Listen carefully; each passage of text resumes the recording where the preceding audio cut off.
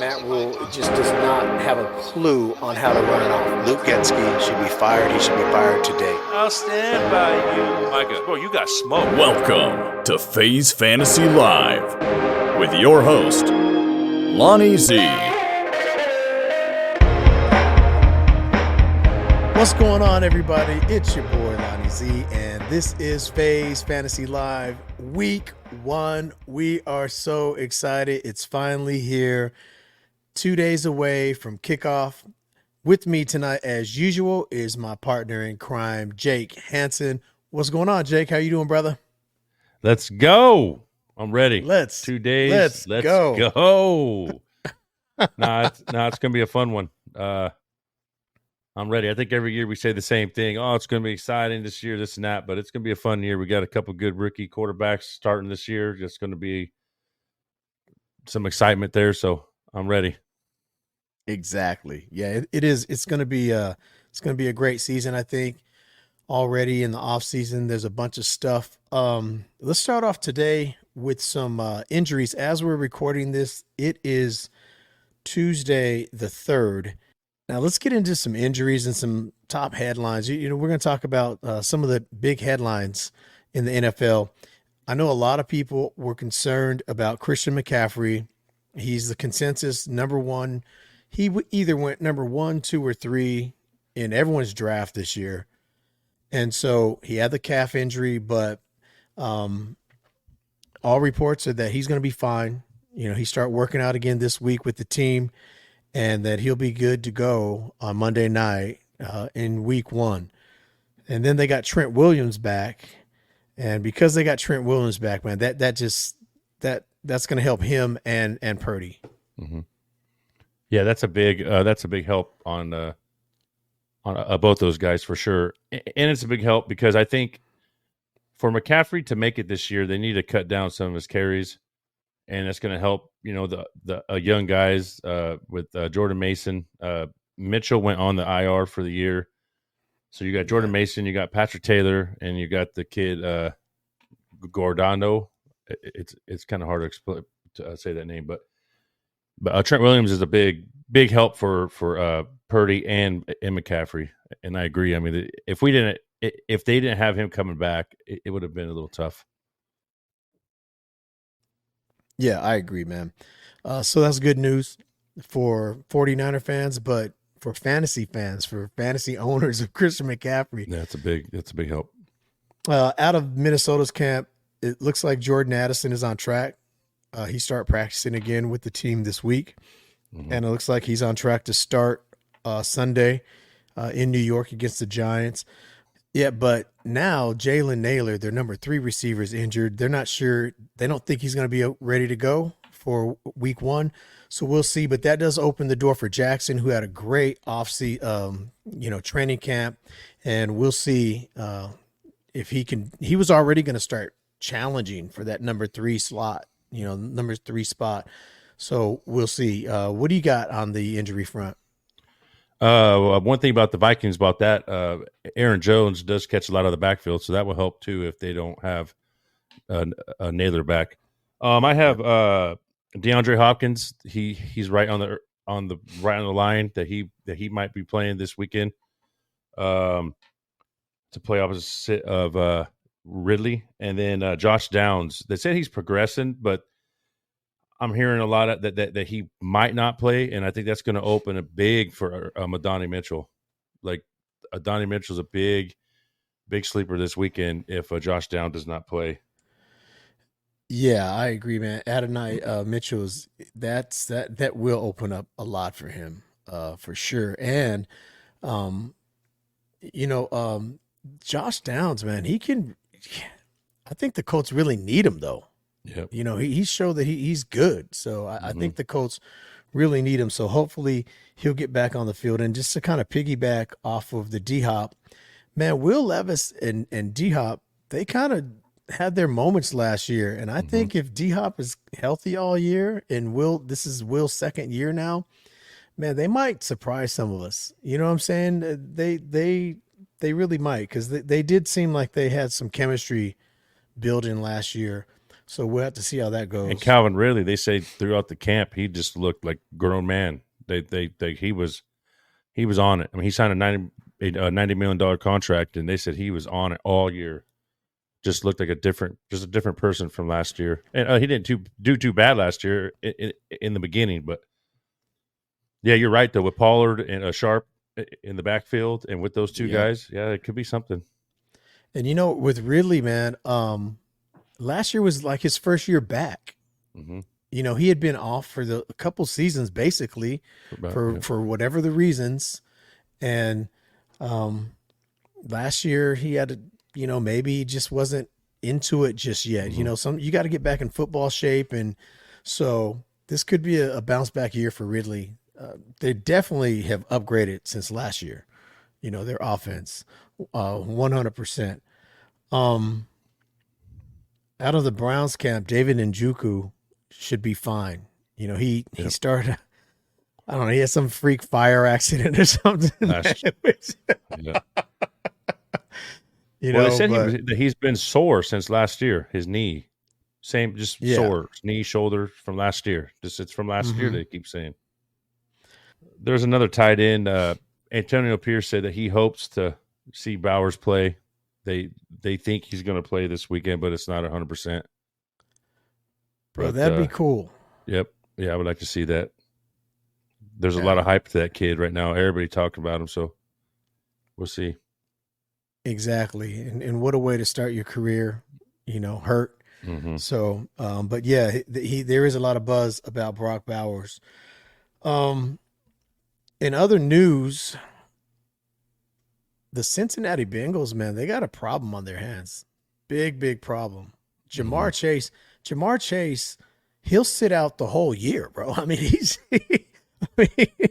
he forewent one of his college years, so he increased his stock in the draft. So this kid is not, worried about that kind of stuff.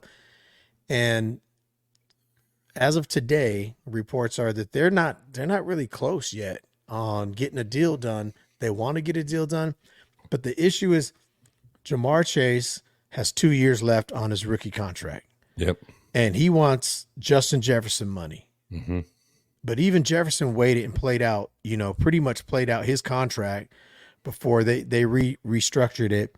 And, they did make an exception.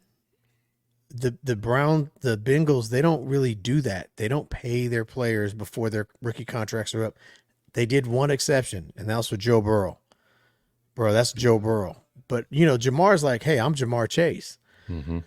But I don't know, bro. If I took Jamar Chase with one of the first 5 picks in this year's draft, I'd be a little nervous right now, to be honest with you. I mean, that's the reason. About Chase? No, I mean, that's the reason I didn't take Chase. That's the reason I didn't take Ayuk. And then Ayuk comes out today and says, oh, it's been good for the last whole month. Did you hear that? Yeah. He comes out today and goes, everything's been good for the last month. I wasn't going nowhere. Every week it was, I'm going to, he's going to the Steelers. He's going to the Browns, going to the Patriots. Then he says, oh, part of this was my fault. And he got the same deal that, but that's why I didn't draft Ayuk. And I had a feeling he was going to sign, but Ayuk, Chase. Chase, though, has been there every practice. Like Ayuk, he was there off and on. Chase has been there every practice, traveled with the team to every game. Ayuk didn't travel every game. He traveled to the Raider game. That was it. So Chase, nobody thought that was an issue. He came and practiced. After the last preseason game, he showed up to practice.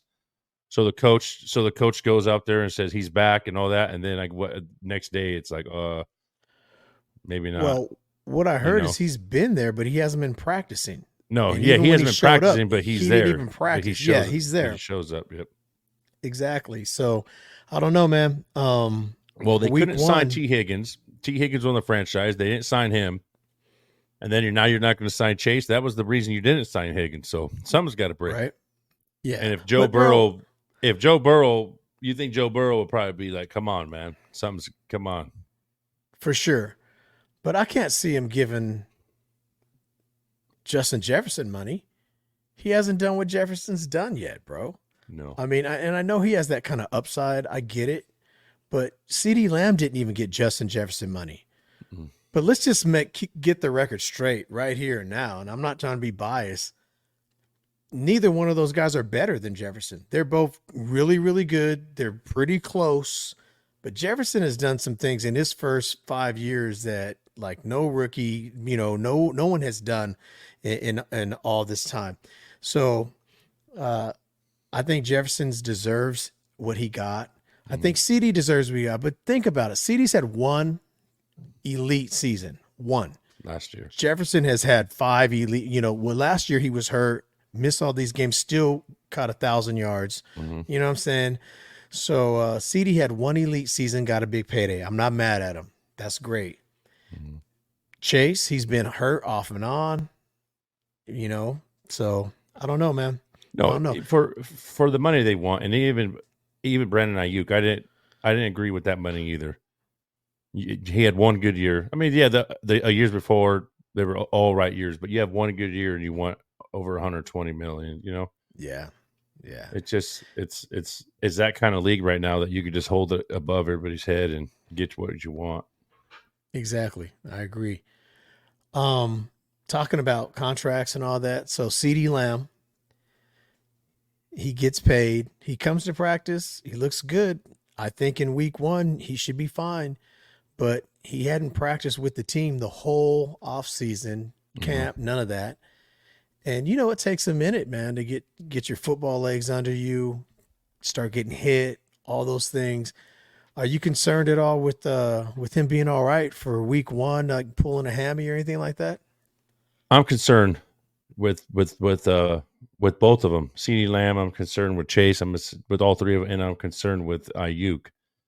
It just seems like every year when somebody gets their bag, somebody gets hurt. Yep. Nick Bosa didn't show up at training camp all last year. I think he showed up the last week of practice, and he was not Nick Bosa. Slow, looked out of shape. Just didn't look as fast as he usually does with his hands. And he actually said that this year in training camp was, me not being at training camp last year ruined me.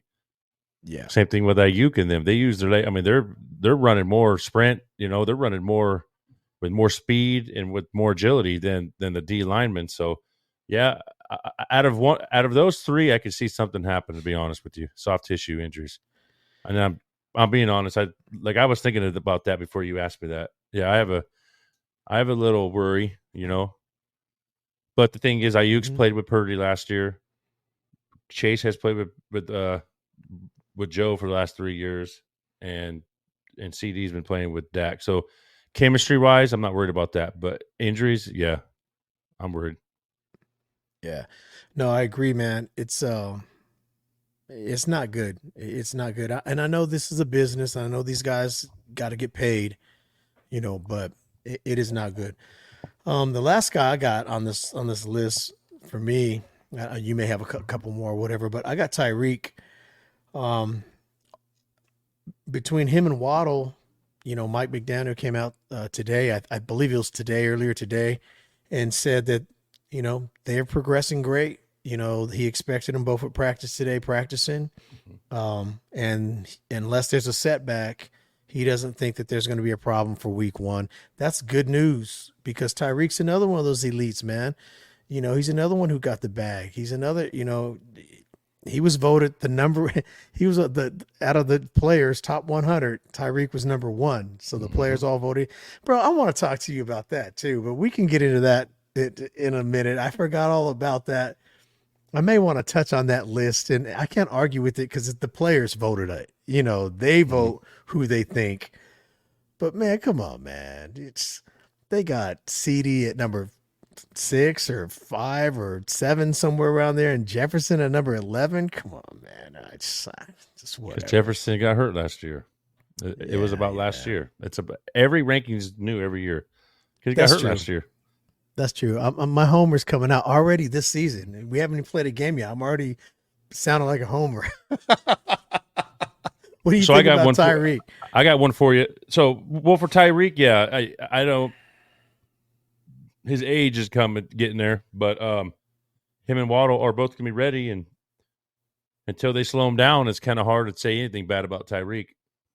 And especially against Jacksonville this weekend, it's like I know we haven't talked about it yet, but like I was looking at a lot of the DFS with DraftKings and FanDuel, and I was like looking at Tua, man, like, oh man, just Achan's healthy, a little backfield play, like I was like, Tua might be good to play. He was cheap. So what I was going to ask you, Lonnie, is, are you worried about Kirk Cousins at all coming back?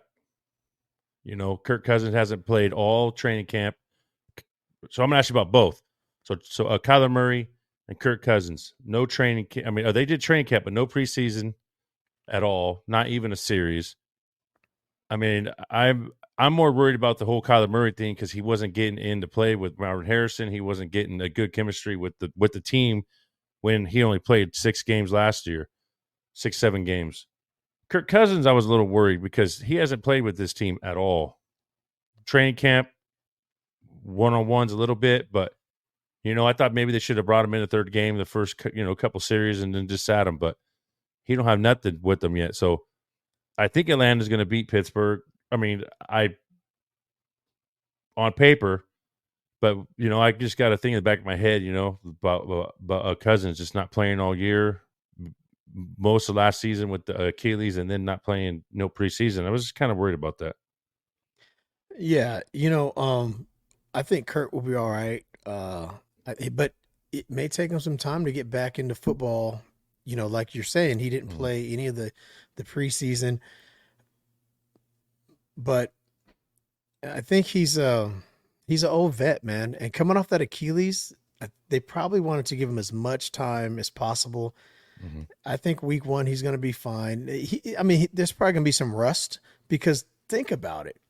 Kirk Cousins, it seemed like last year was finally, or the year before last, when they won 13 games, when the Vikings won those 13-3 or 13-4, Cousins looked like I'd never seen him before. He was nimble in the pocket. He was getting around. He was releasing the ball a little quicker, all those things. And we're like, finally, man, Kirk Cousins is finally, showing us something.